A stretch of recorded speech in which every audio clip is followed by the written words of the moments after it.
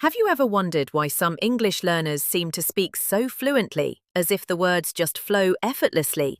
What's their secret? In today's story, we'll uncover a simple but powerful truth. Fluency isn't about using fancy grammar or memorizing long word lists. It's about mastering the natural phrases that native speakers use every single day. From casual greetings to polite requests, these expressions are the hidden keys to sounding confident and real in conversation. Let's dive into the world of everyday English and discover how you, too, can speak like a native, starting today. Have you ever wondered why some English learners seem to speak so fluently, as if the words just flow effortlessly? What's their secret? In today's story, we'll uncover a simple but powerful truth. Fluency isn't about using fancy grammar or memorizing long word lists. It's about mastering the natural phrases that native speakers use every single day. From casual greetings to polite requests, these expressions are the hidden keys to sounding confident and real in conversation. Let's dive into the world of everyday English and discover how you too can speak like a native, starting today. The first thing to understand is that learning commonly used English phrases transforms the way you speak. Unlike isolated vocabulary or complex grammar structures, these everyday expressions serve as ready-made building blocks for real conversations. When you learn phrases like "What's up?", "Sounds good," or "Let me know," you're not just memorizing words, you're adopting the rhythm and flow of real spoken English.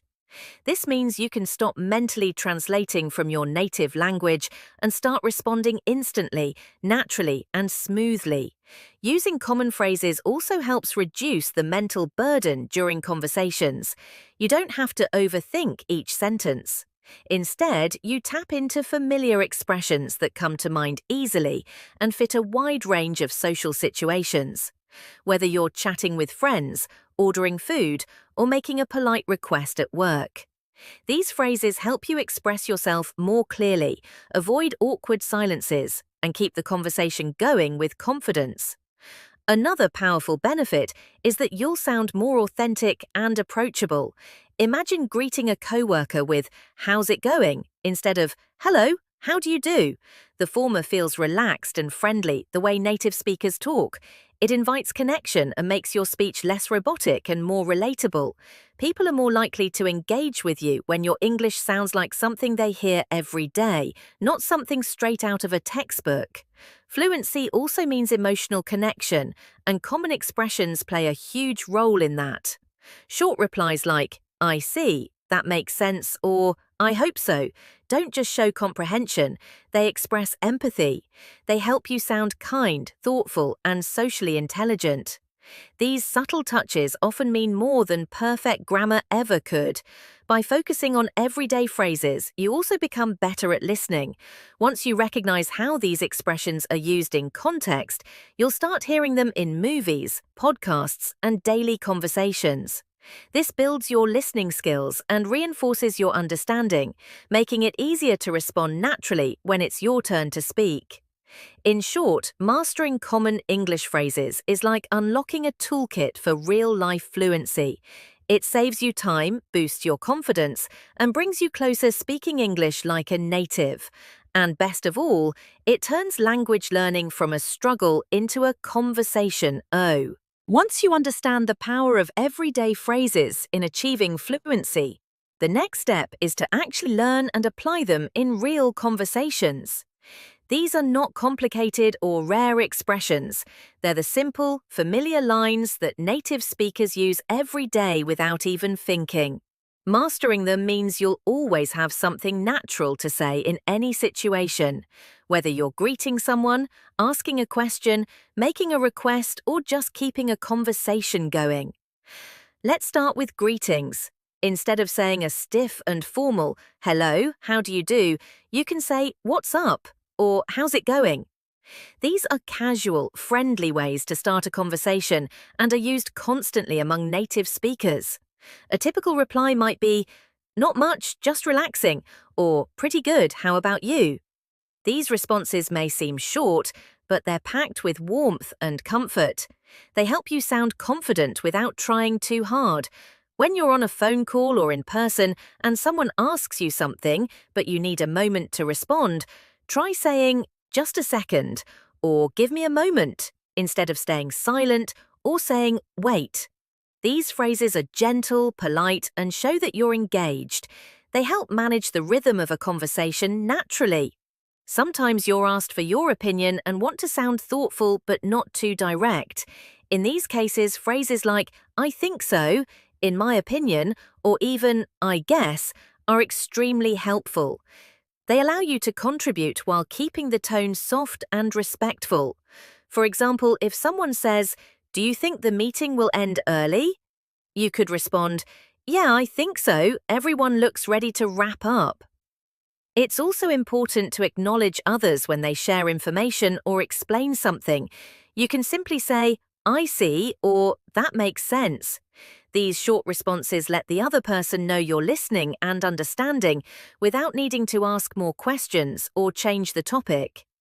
For example, if someone tells you they missed an event due to illness, a reply like, "I see. I hope you're feeling better now," shows both empathy and fluency. Another valuable phrase is "sounds good." It's a quick, friendly way to agree with a plan or suggestion. You don't have to say, "Yes, that is acceptable." Just say, "Sounds good," or "That works for me." This keeps conversations light and flowing. By practicing these expressions in simple dialogues, like texting a friend to confirm plans or answering a coworker's question, you'll become more comfortable using them. For instance, if someone says, "Let's meet at 4," and you're okay with that, respond with, "Sounds good, just let me know when you're on your way." These are the kinds of conversations people have every day, and with the right phrases, you'll feel like a natural part of them. Now that you're getting comfortable with common everyday phrases like "What's up?" "Sounds good," or "I see," it's time to explore another essential layer of fluent English, sounding polite and professional in both casual and formal settings. Whether you're chatting with co-workers, responding to a classmate, or ordering something at a cafe, using polite expressions helps you maintain respect, build trust, and navigate any social situation with ease. Let's begin with making polite requests. Instead of saying, "Close the window," which may sound too direct, fluent speakers soften their tone with phrases like, "Would you mind closing the window?" or "Could you please close the window?" These structures are friendly, respectful, and commonly used in both workplaces and social life. The tone they create is not just about grammar, it reflects emotional intelligence and cultural awareness. Another great tool is the phrase, "Can we reschedule?" Imagine you've planned to meet someone, but something unexpected comes up. Instead of bluntly saying, "I can't make it," try saying, "Sorry, something came up. Can we reschedule for tomorrow?" This keeps communication open, shows you value the other person's time, and still allows the relationship to move forward smoothly. Now, suppose you're a little behind schedule. Rather than saying, "I'm late," which sounds final or even dismissive, a more fluent expression would be, "I'm running late." It gives a softer, more temporary impression. You can text a friend or colleague, "Hey, I'm running a bit late. Should be there in 10 minutes. This way, you sound responsible and courteous, even in less than perfect situations. In professional environments especially, polite communication is key. If you're in an office and want to ask someone for help, use expressions like, "Would you mind helping me with this report?" or "Could you take a look when you have a moment?" These phrases show that you're mindful of the other person's time and boundaries. The response might be, "Sure, I'd be happy to," which is also a polite, fluent way to offer assistance. Likewise, when someone offers help, you can accept gracefully with, "That would be great," or "I'd really appreciate that." And if you want to politely refuse, saying, "Thanks, but I've got it," or "I think I can manage," helps you sound confident and respectful at the same time. These kinds of polite phrases are not only useful, they're essential for sounding natural and maintaining positive relationships in English-speaking environments. They make interactions smoother, more comfortable, and often more successful. So, as you continue to practice short, friendly expressions from earlier lessons, start adding these professional and courteous phrases to your toolbox.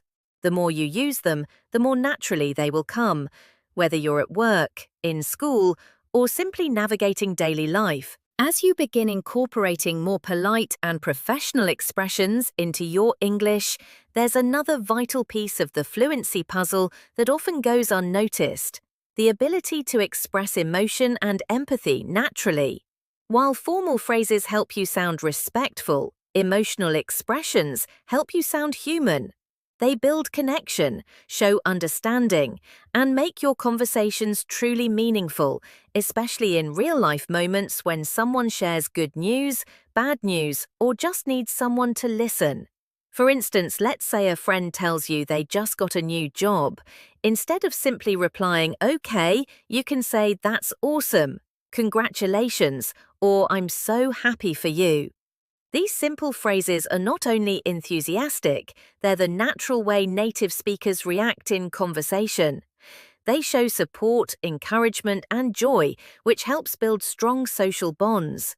On the other hand, when someone shares something disappointing or painful, using soft, empathetic phrases is key.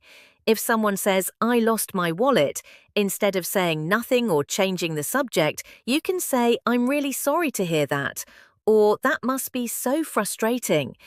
These responses don't need to be long, they just need to acknowledge what the other person is feeling. That's what fluent conversation is really about: connection. Even in casual, everyday situations, these emotional touches make a huge difference. Imagine someone says, "I'm so tired, I stayed up all night working." A natural, friendly reply could be, "I know the feeling," or "That sounds exhausting. Hope you get some rest." These kinds of comments don't just fill space, they show that you care. Another valuable skill is knowing how to respond to surprise or unexpected situations. If someone tells you something shocking, "I just found out I won a free trip," you might say, "No way, that's amazing," or "You're kidding, really?" These are very common reactions in English that keep the energy of the conversation alive. Similarly, if someone says, "I missed my flight," a natural reply might be, "Oh no, that's the worst, are you okay?" Short, empathetic responses like, "I see, that makes sense," or "I hope everything's okay now," are also essential when you want to show that you're listening without interrupting. These phrases are especially helpful when someone is venting, explaining a problem, or just needing a bit of kindness. Fluency isn't just about knowing what to say, it's also about knowing how to say it, and when. By using these small emotional expressions, you make your English more than just correct, you make it connect. As you continue to build polite, professional speech patterns, start layering in these emotionally intelligent phrases. They will make you sound not only fluent, but warm, relatable, and genuinely present in every conversation. Once you've learned how to express emotions and empathy naturally in English, whether by saying, "That's awesome," "I'm sorry to hear that," or "I see what you mean," the next step is to bring these phrases into your real-life conversations. The true test of fluency isn't memorizing words, it's using them comfortably in real situations. And the best way to reach that point is through consistent, intentional practice, especially by applying these phrases in everyday scenarios that you're likely to encounter.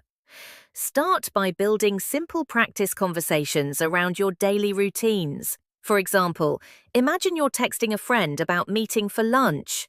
You can write, "Hey, are we still on for 1 p.m.?" If they respond, "Actually, something came up. Can we meet later?" You can reply, "Sure, no problem. Let me know what time works for you." Then they say, "How about 3?" And you finish with, "That works for me. Just keep me posted if anything changes." This short exchange uses several of the phrases you've already learned: polite responses, natural agreement, and clear communication.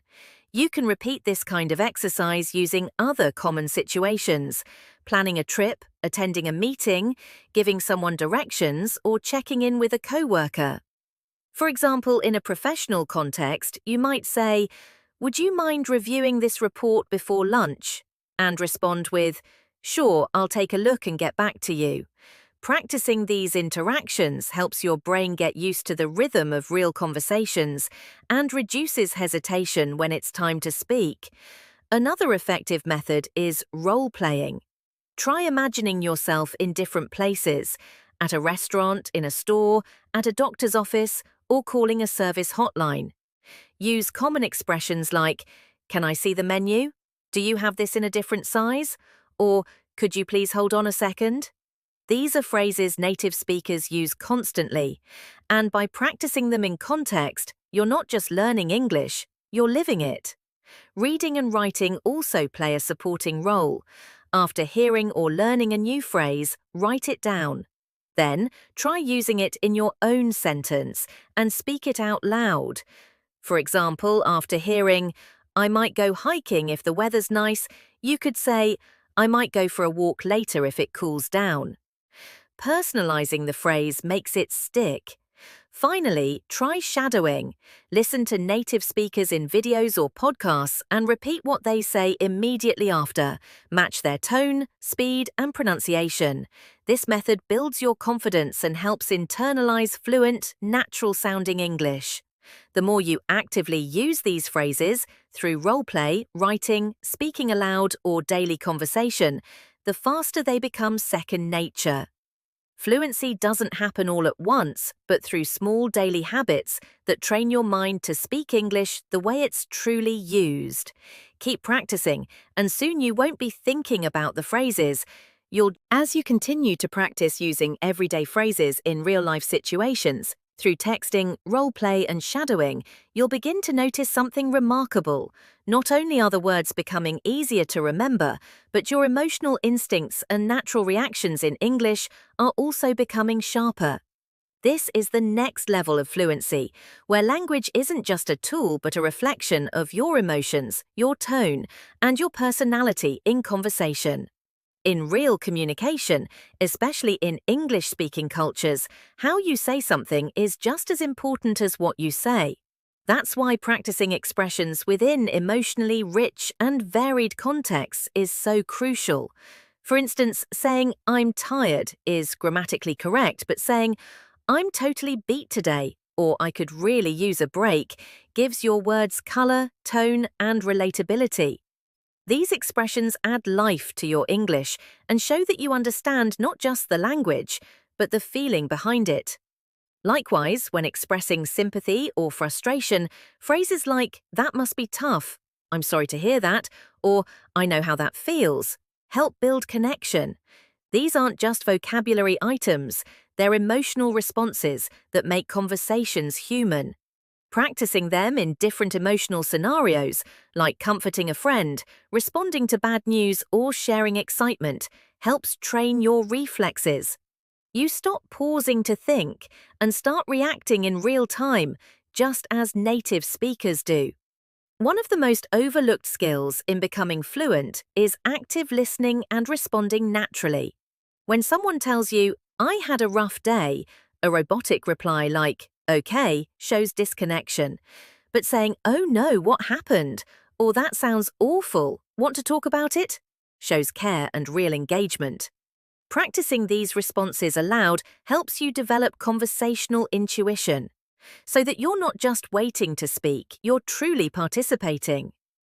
You can also use intonation and emotion to practice delivering phrases.